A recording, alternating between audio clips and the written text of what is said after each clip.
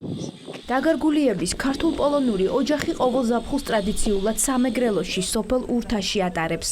წელს წინასწარ დაგეგმილი შვებულებისთვის განსაზღვრული გეგმები ერთმა იდეამ შეაცვლევინეთ, რომლის განხორციელებაში მთელი სოფელი ჩაერთო. ეს არის სათემო შეხვედრის ადგილი და ესეთი სათამაშო მოედანი ბავშვებისთვის ჩვენ სოფელში, ურთაში. მარტა გავინეკ დაგარგულიას თქმით იდეას სოფელი თავდაპირველად სკეპტიკურად შეხვდა, რადგან მათთვის დაუჯერებელი იყო, რომ სოფლის ცენტრში საბავშვო ატრაქციონების მოწყობა ხელისუფლებისა და გრანტების გარეშე საკუთარი რესურსებით იქნებოდა შესაძლებელი. პოლონეთში ყველგან სადაც დავდიოდი, ამ იდეაზე ვლაპარაკობდი და არის ესეთი ონლაინ პლატფორმა Better Place ქვია, ეს არის crowdfunding. ანუ პრინციპი ესეთია, რომ შენ იდეაზე ლაპარაკობ, ანუ უნდა აუხსნა და ხალხი დებს ფულს თავისით.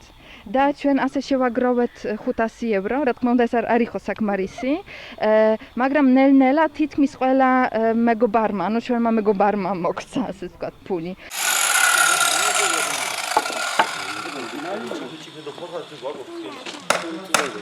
ამის შემდეგ საბავშვო ატრაქციონების მშენებლობაში თითქმის მთელი სოფელი ჩაერთო. როდესაც მოვიდა მარტა და დათო და ჩამოიტანეს ეს იდეა, ყველა ვიყავით შეშფოთებული, იმიტომ რომ არ ველოდით თუ როგორი იქნებოდა ეს, არ წარმოგვედგინეთ. თავშეყრის ადგილი იქნება. აი ამ ეს რო აგვიხსნეს, ამიტომ ყველა სიხარულით შეხვდა. ყველა თან გვერდში გვიდგას, რაღაცა წვრილი შეაქვს და აკეთებს თავისად. ოჯახი მცირეწლოვანი შვილებით თითქმის მთელ დღეს საბავშვო მოედნის სამშენებლო უბანზე ატარებს. დათო გატაცებით გვესაუბრება თითოეული ატრაქციონის დანიშნულებაზე. კონკრეტ ის რაღაცა ისეთი ნაგებობა ვნახეთ, ხისგან გაკეთებული ერთ თაში. ვიღაცა კაცს ჰქონდა თავისი ბავშვებისთვის გაკეთებული თაში და ძალიან მოგვეწონა. გადავწყვიტეთ რომ პირამიდის სახე მიგვეცა, შევარდით პირამიდა.